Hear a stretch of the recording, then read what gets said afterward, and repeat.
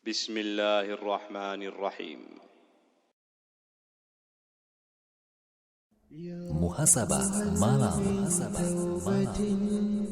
تمحو الخطايا والذنوب وتزيل هم القلب عني والكآبة. Bismillahirrahmanirrahim. Kita sedikit membahas tentang bagaimana karakteristik dunia yang kita hidup di dalamnya. Bagaimana dunia yang setiap hari kita jalani, detik demi detik, menit demi menit, dan jam demi jam, yang semuanya berujung satu hal yang melelahkan kita, satu hal yang menyibukkan kita, satu hal yang menjadi batu ujian yang sangat besar bagi kita untuk bisa memanfaatkan itu semua untuk bekal kita di yaumul qiyamah kelak. Dunia yang kita lalui, yang terkumpul di benak kita terkadang menjadi sebuah impian, dan yang kita sukai di dalamnya, sering kita gambarkan hal itu adalah merupakan al-mal, harta. Yang ini adalah merupakan sosok gambaran dunia yang nyata, yang selalu ada di benak kita, yaitu harta yang kita miliki. Hasil semua pekerjaan kita, kelelahan kita, tenaga yang kita keluarkan, waktu yang kita buang, berujung pada hanya selembar kertas yang kita cari, yang kita sibuk mencarinya siang dan malam. Itulah kumpulan dari tenaga kita, yaitu harta, yang identik sekali dengan dunia yang kita sedang cari di dalamnya. Harta yang kita miliki dan harta yang kita cari itu pun adalah tidak lepas dari ujian sebenarnya yang kita harus hadapi dalam hidup ini. Terkadang kita merasa berat, terkadang kita merasa tidak mau, atau sangat susah sekali untuk mengeluarkan apa yang sudah kita punya, harta yang sudah kita cari, atau harta yang sudah kita kumpulkan.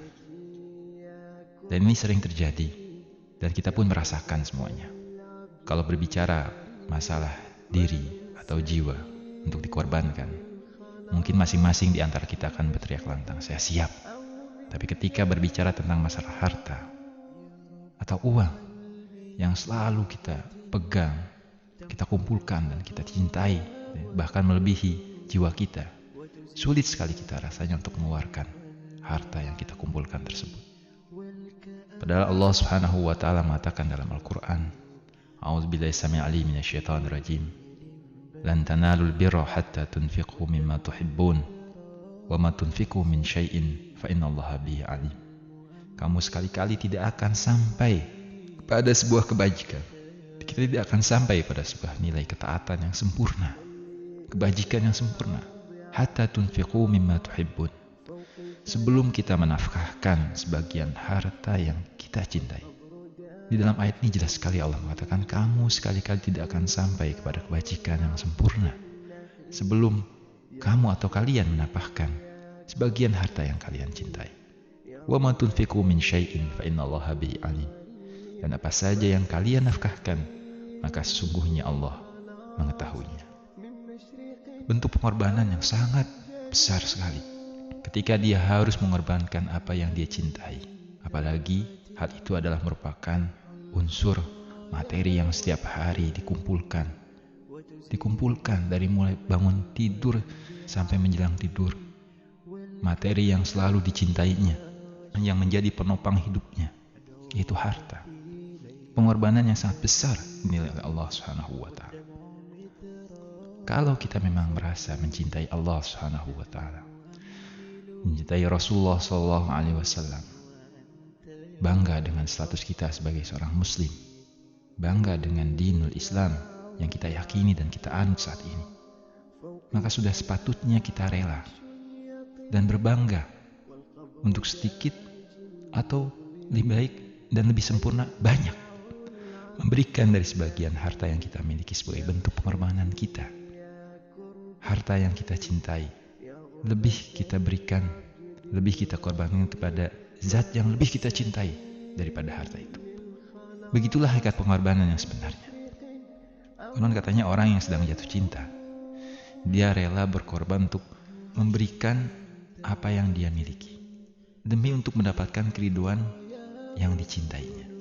apapun yang dia miliki, kalau seandainya yang dicintainya menginginkan sesuatu, maka dia rela memberikannya. Dan hal itu dia lakukan untuk agar yang dicintainya senang. Artinya menyenangkan orang yang dia cintai demi mendapatkan keriduannya. Lalu bagaimana kalau seandainya yang kita cintai adalah Allah Subhanahu wa Ta'ala? Maka kita akan memberikan hal yang terbaik demi zat yang kita sayangi, yang kita kasihi, yaitu Allah Subhanahu. Dan ini tidak gampang, sangat berat sekali. Karena hakikat harta yang memang secara tabiat kita sangat berat sekali untuk melepaskannya, masing-masing di antara kita. Ada satu fenomena yang sangat bermanfaat sekali dan mudah-mudahan bisa dijadikan mau'izah bagi kita. Bagaimana bukti kecintaan para sahabat pada Allah Subhanahu wa Ta'ala dan juga Rasulnya, ingin memberikan segala sesuatunya, baik harta maupun jiwanya. Dan mereka merasa rugi ketika mereka tidak bisa memberikan itu semua.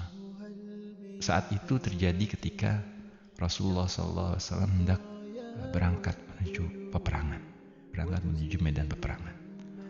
Lalu datang sekumpulan sahabat yang mereka memang qadarallahu sya'ma fa'ala, Allah tentukan, Allah takdirkan dalam keadaan kurang mampu dibandingkan sahabat yang lainnya.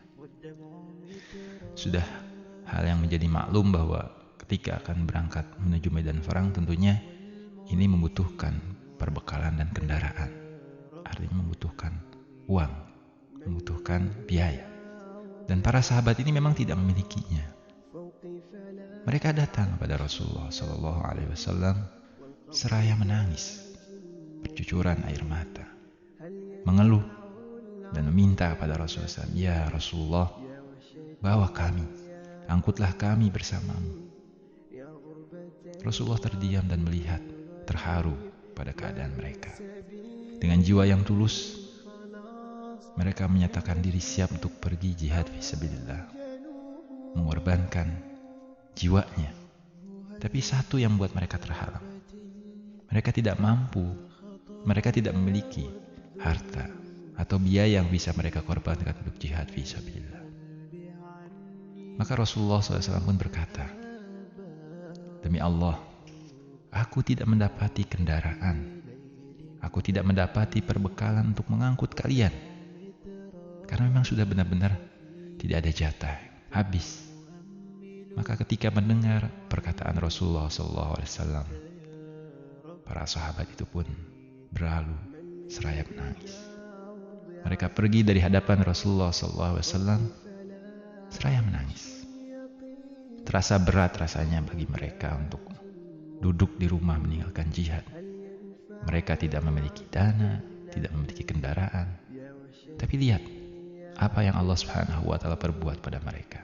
Ketika Allah Subhanahu wa Ta'ala melihat keseriusan mereka dalam mahabbahnya, dalam kecintaannya terhadap Allah dan Rasulnya, maka Allah Subhanahu wa Ta'ala pun menurunkan pemberian maaf untuk mereka, sekaligus menjelaskan kejujuran niat mereka.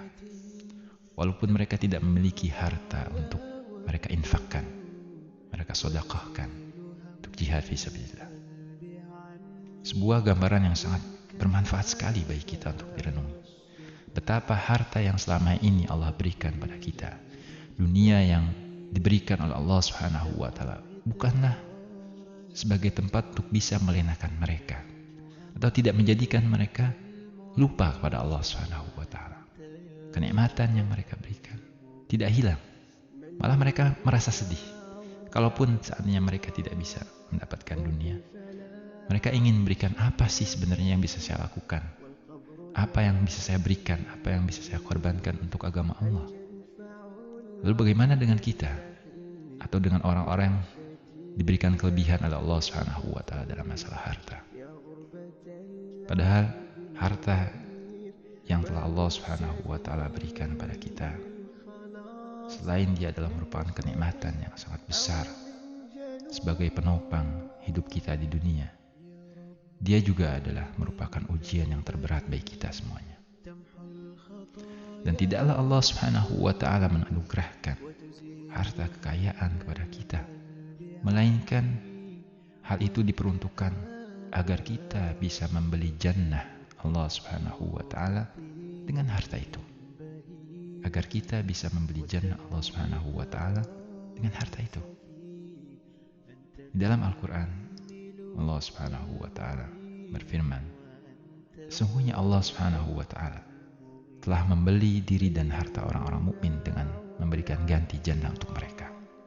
Innallaha ashtara minal mu'minina anfusahum wa amwalahum bi anna lahumul jannah.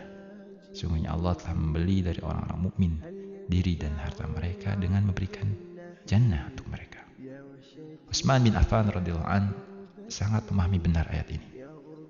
Dia membeli jannah 2 kali. Pertama, ketika Rasulullah SAW bersabda, barang siapa mau mempersiapkan tentara dalam waktu paceklik, maka dia akan mendapatkan jannah. Apa yang dilakukan Utsman? Beliau langsung menyumbangkan semua hartanya pada Rasulullah SAW. Itu yang pertama. Yang kedua, ketika Rasulullah SAW bersabda, barang siapa yang mau mendermakan hartanya untuk penggalian sumur, maka dia akan mendapatkan jannah. Lalu apa yang dilakukan Utsman bin Affan radhiyallahu an? Dia pun langsung menyumbangkan hartanya untuk penggalian sumur bagi kaum muslimin. Dan itu dimanfaatkan bagi penduduk Madinah. Dan kita bisa melihat meskipun Utsman bin Affan radhiyallahu an terkenal dermawan, dia tetap saja memegang prinsip kesederhanaan. Sampai pernah Abdullah bin Mas'ud radhiyallahu an berkata, apabila kami datang ke rumah Utsman, kami tidak mendapatinya lebih istimewa dibandingkan para pembantunya. Subhanallah. Sebenarnya beliau sahabat yang kaya, tapi tidak terlihat. Artinya begitu sederhananya di hadapan para sahabat yang lainnya. Dinul Islam sama sekali tidak melarang kita untuk mengumpulkan harta. Agama Islam sama sekali tidak melarang kita untuk mengumpulkan harta. Bahkan Rasulullah SAW bersabda, ni'mal malu salih li rajuli salih. Nikmat harta yang baik, artinya alangkah baiknya harta yang berada di tangan-tangan orang saleh. Ni'mal malu salih li rajuli salih. Harta yang baik itu adalah harta yang berada di tangan orang-orang yang saleh. Dia tahu kemana dia harus infakkan dan bagaimana cara mendapatkannya. Dan salah satunya adalah Utsman bin Affan radhiyallahu an, merupakan konglomerat yang ada di antara para sahabat. Namun, apakah pernah hartanya memalingkan dia dari aturan Allah Subhanahu wa taala? Tidak. Sama sekali tidak pernah. Karena harta yang dimilikinya tidak sampai mengendalikan hatinya. Melainkan harta tersebut berada dalam kendali, kehendak baik, dan kekuasaannya. Jadi bukan harta yang mengendalikan dia, dia yang mengendalikan hartanya. Beliau tahu betul bahwa hikmah penganugerahan mal, harta benda, sebagaimana yang disabdakan oleh Rasulullah SAW dalam satu hadis qudsi. Qala Allah Ta'ala, inni khalaqtul mala liiqamis salati wa ita'iz zakah. Bahwa aku menciptakan harta agar salat ditegakkan dan zakat dilaksanakan. Pengorbanannya jelas bahwa dunia yang kita miliki, yang sering kita gambarkan dalam bentuk harta, itu sebenarnya untuk berkorban demi menegakkan agama Allah Subhanahu wa taala dan juga melaksanakan aturan-aturan Allah Subhanahu wa taala. Ada satu ilustrasi baik lain dari Rasulullah sallallahu alaihi wasallam. Suatu ketika penduduk Madinah memotong kambing. Rasulullah SAW turut menyaksikan. Semua daging itu dipotong-potong dan diinfakkan atau disedekahkan pada fakir miskin. Kecuali tinggal bagian punggungnya. Lalu melihat hal itu, Aisyah radhiyallahu an berkata bahwa semuanya sudah habis. Yang tersisa tinggal punggungnya saja.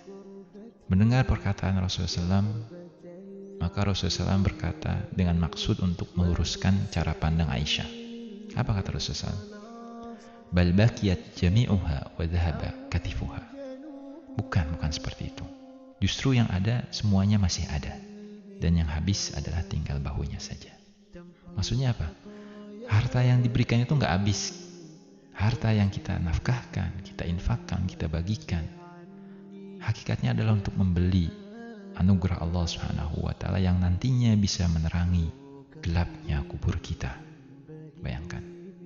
Yang bisa menerangi kegelapan alam kubur. Yang bisa meluaskan tanah di jannah yang telah Allah siapkan untuk kita. Maka dengan anugerah ini, bahkan kita bisa melamar, meminang bidadari yang menanti-nanti kita dengan penuh kerinduan. Adapun harta yang kita simpan, maka pada masa yang tidak lama lagi, pasti akan musnah dimakan waktu. Jadi seperti itu hakikat harta sebenarnya yang ada di hadapan kita. Dia adalah merupakan cobaan, faktor yang terbesar yang bisa menyebabkan kita melupakan Sang Pencipta atau menyebabkan kita terlena akan kehidupan akhirat. Bahkan dengan harta kita bisa terpesona, sibuk dengan hal-hal yang nisbi, yang akan sirna, atau bahkan melupakan hal-hal yang mengantarkan kita kepada kebahagiaan yang kekal dan abadi, yaitu jannah. Dan ini adalah merupakan kondisi yang terjadi di saat ini. Sebab mau tidak mau kita harus mengakui bahwa harta pun mempunyai sisi yang negatif selain yang positif. Dan Rasulullah SAW mengingatkan hal itu pada kita. Inna likulli ummatin fitnatun wa inna fitnata ummati al-malu. Setiap umat itu menghadapi godaan, cobaan. Dan cobaan umatku itu adalah harta. Oleh karena itu kerakusan seseorang terhadap harta tidak akan ada habisnya. Bahkan seandainya dia memiliki 2 jurang yang penuh dengan emas, maka dia pasti akan mengharapkan jurang yang ketiga. Seseorang yang sudah terlena, maka kerakusannya itu akan mendorongnya untuk mengumpulkan harta dengan berbagai cara, meskipun dengan cara yang haram. Dan harta yang dimakannya akan menumbuhkan lapisan-lapisan benih-benih daging yang haram di tubuhnya. Bahkan apabila tubuhnya telah sempurna terbungkus dengan hal-hal yang kotor, maka tidak ada yang bisa membersihkannya, melainkan api neraka jahanam. Cukuplah hadis Rasulullah SAW sebagai bahan renungan kita. Beliau mengatakan, kullu jasadin nabatat min suhti, fannaru aula bih. Setiap tubuh yang tumbuh dari harta yang haram, maka neraka merupakan tempat yang tepat baginya.